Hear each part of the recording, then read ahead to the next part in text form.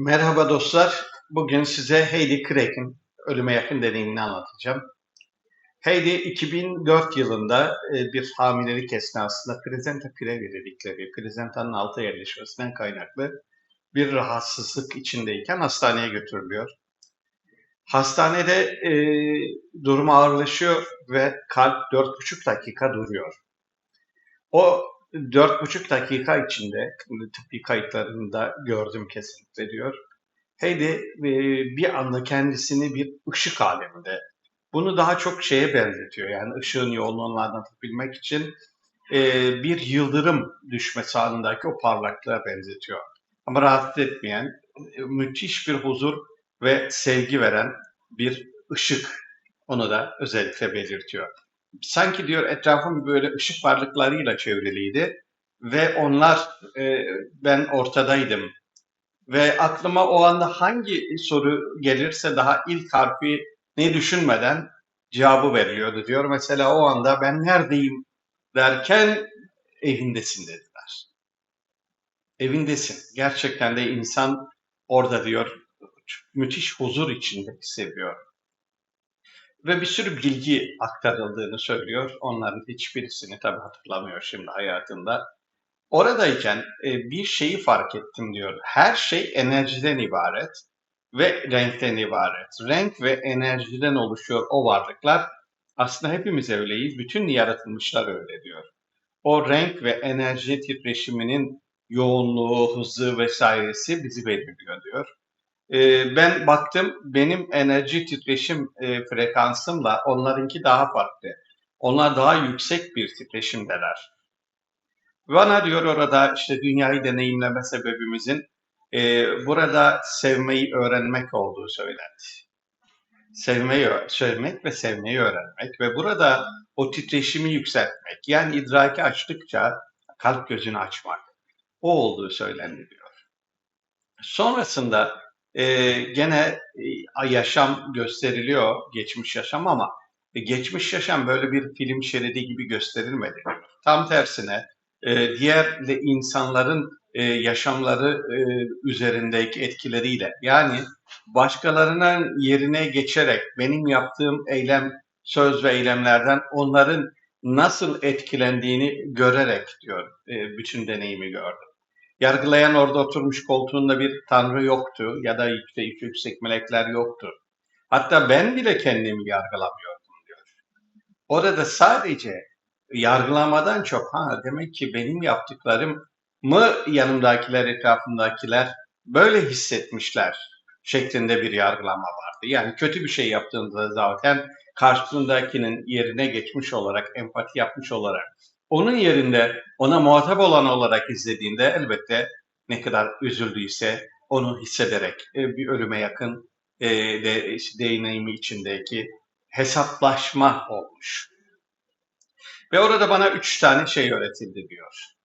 Yani birisi her şey, her yaratılan koşulsuz, şartsız, kayıtsız seviliyor. İkincisi her şey olması gerektiği gibi şu andaki haliyle ve üçüncüsü de her şey olması gerektiği gibi olacak. Böyle bir üç ilke öğretildi diyor. Bana işte yeniden kalmak ister misin burada ya da gitmek ister misin diye bir soru sorulmadı. Böyle bir seçenek verilmedi ve o 4,5 dakikanın sonundaki orada insan yapımı bir zaman mekan yoktu diyor. Dolayısıyla orada ne kadar kaldığımı, ne kadar sürdüğünü tahmin etmem mümkün değildi diyor. Her şey birdi. Orada bir de söylendi bana diyor. Yani şu anda sen işte bir Hristiyan olduğu için Hazreti İsa, Hazreti Meryem'i görüyorsun. Ama eğer bir Budist olarak gelseydin Buda'yı görecektin. Başka bir şey daha söylüyor. Diyor ki dinlerin hepsi doğru, hakiki özünde. Ancak insanoğlu onu yanlış yorumladı. Kendi ihtiraslarına, kendi keyfine, kendi menfaatine, kendi öfkesine göre yorumladı. Kendi bencilliğine göre yorumladı. Oradan dinler bozuldu diyor. Nitekim işte bu deneyim sonrasında da Heidi kurumsal dinlerden uzaklaştığını söylüyor.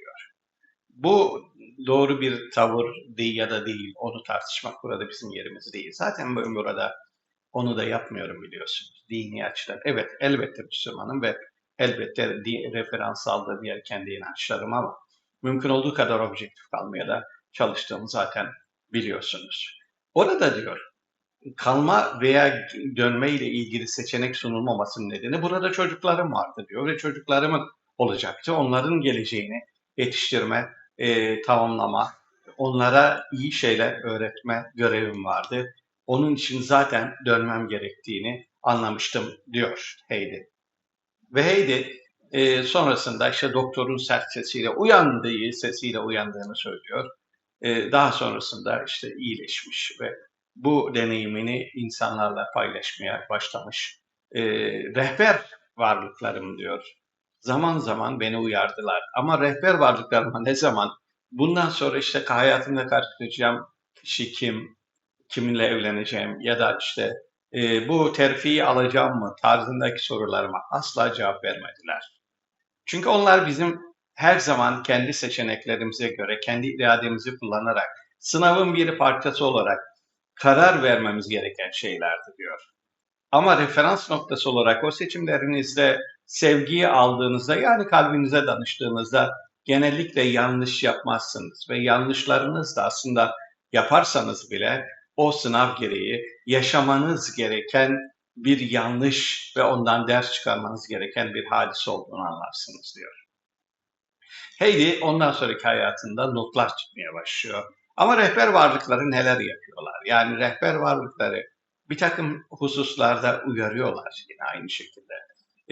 Bu rehber varlıklar konusuyla ilgili arkadaşlarımız, dostlarımız, izleyicilerimiz zaman zaman hani daha ayrıntılı sırf onları anlatan bir video yapın diyorlar ama ben böyle bir şeye şimdilik girmiyorum. Bu ancak hani bir şekilde gönlümüze doğarsa ve bilgilerimizin gerçekten onu anlatmaya yeteceğine inanırsak o zaman yapabileceğimiz bir şey. Ben size hep söylediğim bir husus var. Hazırlık yapmıyorum. Hazırlık yapmıyorum. Yani video yorumlarında anlatacağım hususları hazırlayıp gelmiyorum. O anda kalbime doğanları sizinle paylaşmanın daha doğru olacağına inanıyorum. Evet, deneyim anlatıyorum ve onu yorumluyorum ama sonrasında anlattıklarım tamamen o anda kalbime doğanlar. Çünkü hepimizin onlara ihtiyacı olduğunu düşünüyorum. Hepimiz bu dönemde, bu devirde, bu şartlar altında yaşadığımız için benzer sorunları hissediyoruz. Benzer şeylere kalbimiz üzülüyor. Heidi nihayetinde dönüyor. Ayrıntıları sonraki hayatına dair çok fazla verilmemiş. Ancak işte not alması söyleniyor. Öğrendiklerini not alıyor ve anlatıyor. Ee, Bu işte rehber varlığına neden bana seçenek sunmadığını sonra da kalmak gibi diye sorduğunda az önce söylediğim gibi yapman gereken şeyler ve görevlerim vardı diye geri gönderiliyor. Heidi bir şey daha söylüyor. Ben orada gördüğüm, edindiğim bilgilerden birisi de farklı boyutlarda gene aynı anda var olduğumuz. Bir, ikincisi de başka alemlerde, bundan sonraki alemlerde de gene enkarne olmak suretiyle bilgimizin, idrakimizi arttırmaya devam edeceğimiz. Buradaki bizim hep söylediğimizde de benzer bir durum aslında. Burada bu dünyaya tekrar enkarnasyonla gelmekten söz etmiyor. Cenab-ı Hakk'ın yarattığı sonsuz alemler var. Zaten haksızlık olmaz mı? Yani bazılarının söylediğinin aksine. Buraya tekrar gelip aynı şeyleri bir daha tecrübe edip herkes için de burada dersin tamamlayana kadar işte efendim yüzlerce defa gelmek gibi bir imtihan. Cenab-ı Hakk'ın başka okulu ve başka alemi mi yok? Burada geçtiniz ya da kaldınız. Başka alemde kalırsanız daha düşük frekanslı bir alemde, geçerseniz daha yüksek bir frekanslı alemde var olmaya devam edeceksiniz. Yine benim Heidi'nin deneyiminden çıkardığım bir derste bu frekansların farklılığıyla ilgili, titreşim frekanslarının farklılığıyla ilgili. İnsanoğlu ne kadar idrakini yükseltirse, benlik duygularından uzaklaşırsa o kadar frekansı yükselmeye başlıyor. Onun için biz işte hani nefsi terbiye etmek dedikleri şey bu aslında. Nefsin bu dünyaya ait arzuları başka alemde yok. Kıskançlık, öfke, bencillik, menfaatperestlik vesaire vesaire. Bunların hepsi bunları azalttığınız ölçüde frekansı yükseltebiliyorsunuz. İşte nefs terbiyesinin temel maksadı da aslında önünde kocaman bir set gibi duran bu özelliklerini hangini azaltırsanız orada frekans bir üst basamağa yükselebiliyor. Onun için nefs terbiyesi çok önemli. Onun için tefekkür etmek çok önemli. Onun için dünyadan çok bağınızı elbette kesemezsiniz. Güncel hayatın içindesiniz ama Rabbinize vakit ayırmak, onunla sohbet etmek, yalnız kalmak, doğada bulunmak, işte meditasyon, tefekkür, ibadet, dua, bunların hepsi sizin frekansınızı yükseltmeniz için nedenler. Yani oruç aç kalmak değil. Oruç sonuç itibariyle az önce söylediğimiz nefsin sizin frekansınızı yani idrakinizi yükseltmeye engel olan özelliklerden bazılarını frenlemenizi, kontrol altına almanızı sağlayan şeyler. Kim ki bedensel güdülerini, bedensel arzularını kontrol altına almayı başarır, o adam için artık fizik kuralları kalmaz. Bu da Budistler için de olabilir, yogiler için de olabilir, bu Müslümanlar için de olabilir, veli kullar için de olabilir. Tayyi mekan, tayyi zaman dedikleri şey de mümkündür. Aylarca, yıllarca nefes almadan veya işte yemek yemeden yaşamak da o zaman mümkün hale gelir. Bunu algılamak bu zihnimizde zor. Onun için ancak tecrübe edenler bunu biliyorlar. Tasavvufta bir şahsi miraç diye bir şey var. Herkes işte nefsinden kurtulduğu zaman Rabbine kavuşur. O noktadan sonra tekrar dünyada yaşamaya devam eder ama o noktadan sonra yaşadığı daha çok gözlemciliktir ve eğiticiliktir. Bunu da bu vesileyle bugün sizinle paylaşmak istedim. Gönlümüzün kırıldığı çok şey oluyor. Yani dünyada o kadar çok şeye gönlümüz kırılıyor ki. Ama gönlümüz kırıldıkça biz onlardan vazgeçmek yerine hırs yapıp tekrar onları elde etmek için çaba gösterdiğimiz zaman aslında yanlış bir amaca o gönül kırıklığını kullanmış oluyoruz.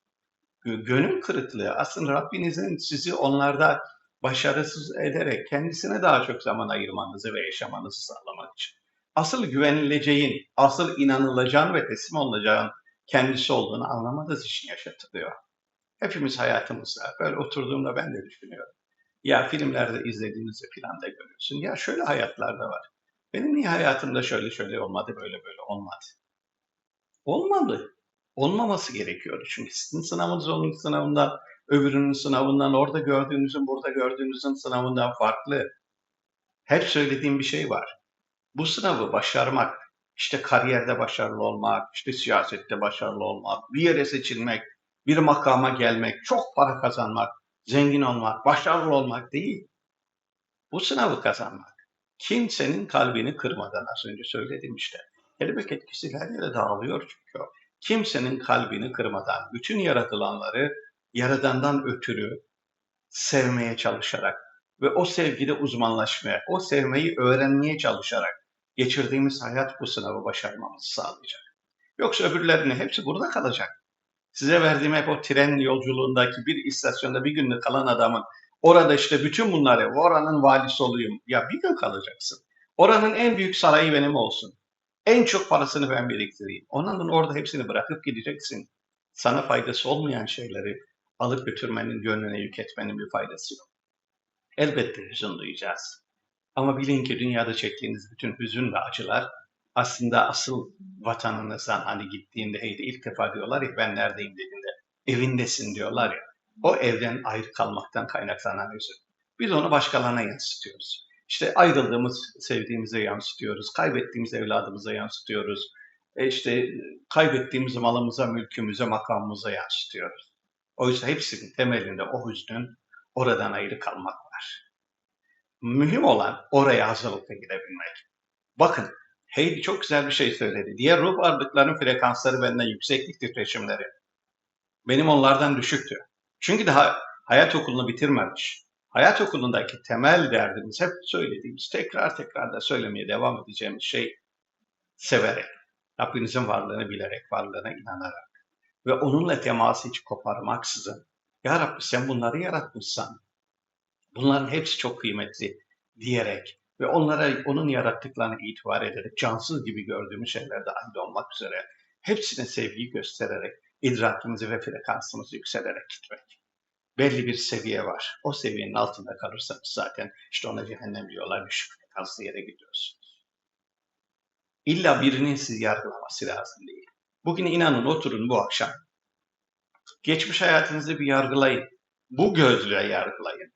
Ne kadar sevebildiniz, ne kadar iyilik edebildiniz, ne kadar diğer yaratıcılara kötülük etmekten uzak durabildiniz, ne kadar nefsinizi terbiye edebildiniz, ne kadar Rabbinize yakınlık hissedebildiniz. Bu sınavı verip vermediğinizi bugün görün. Uyanın artık ya. Bugün görürseniz ya bugün sınavın sonuçlarına bakarsanız o yanlış soruları düzeltme imkanınız henüz var. İnanın, sağlıktan daha önemli hiçbir şey yok. Bu sabah kalkmışsanız ve huzurluysanız, mutluysanız, bu sabah en azından nefes alıyorsanız gerçekten umut vardır. Çünkü 160 bin kişi dün gece uyuyan, bu gece dünyada uyanmadı. Her gün böyle oluyor. Siz o 160 bine girmediğiniz için bile şükretseniz yeterli. Onun dışında muhteşem bir bedenimiz var. Burada bizi taşıyacak, amaçlarımıza ulaştıracak bir aracımız var. Onun da kıymetini bilmemiz gerektiğini zaman zaman hep söylüyorum. Elbette sınanacağız. Elbette hep düşeceğiz. Elbette hep sevdiklerimizi kaybedeceğiz. Elbette hastalanacağız. Başımıza dert gelecek, felaket gelecek, kaza gelecek. Ama bütün bunların hepsinden kalkmayı başaracağız. Bileceğiz ki ya Rabbi sen beni bu sınava tabi tutmuşsan elbette direnecek gücüm de olacak diyeceğiz. Cenab-ı Hak Kur'an-ı Kerim'de, ayetlerde o kadar güzel size kendisine nasıl sığınacağınızı ve dua edeceğinizi öğretmiş ki onları yapın lütfen. Onlarla İnşirah suresi gönlünüzü ferahlatmak için okuyun diyorum. Ayet-el Kürsi'yi okuyun kendinize. Felak ve Nas'ı okuyun kendinizi korumaya almak için. Ben daha yeni öğrendim, bilmiyorum açıkçası. Ben İslami konularda bilgili olduğumu hiçbir zaman söylemedim. Resulullah Aleyhisselatü Vesselam'a Yahudiler bir büyü yapmışlar. Artık mescide kendi başına gelemez, gidemez hale dönüşmüş. O kadar hasta, bitkin haldeyken Cebrail Aleyhisselam geliyor. Felak ve Nas sureleri vahyolunuyor. Felak ve Nas sureleriyle iyileşiyor. Onun için hayatınızda Felak ve Nas olsun. Her gece yatarken bir ayet-el kürsi, bir Felak ve Nas okuyup bir Fatiha çekin. Kurunun. Çünkü insanların illa kötü niyetli size büyü yapması gerekmiyor. Nazar dedikleri, iyi niyetli, en sevdiği insana insan maşallah demeden baktığına nazar edebiliyor. Onun için lütfen kendinizi de korumayalım. Bu can da bize emanet. Ve hiçbirinizi cennetteki o ağacın altında eksik istemiyorum. Ha gidip hocamız yok, nerede hani burada olacaktı demeyin. Siz dua ederseniz inşallah ben de geleceğim. Hepsi sizinle, hepsi bizimle beraber. Dostlar sizi çok seviyorum. Rabbim gönlünüzü ferahlatsın, gününüzü güzel eylesin. Her şey gönlünüzce olsun. Rabbimi sizi çok sevsin ve o sevdiğini de size göstersin inşallah. Hoşça kalın.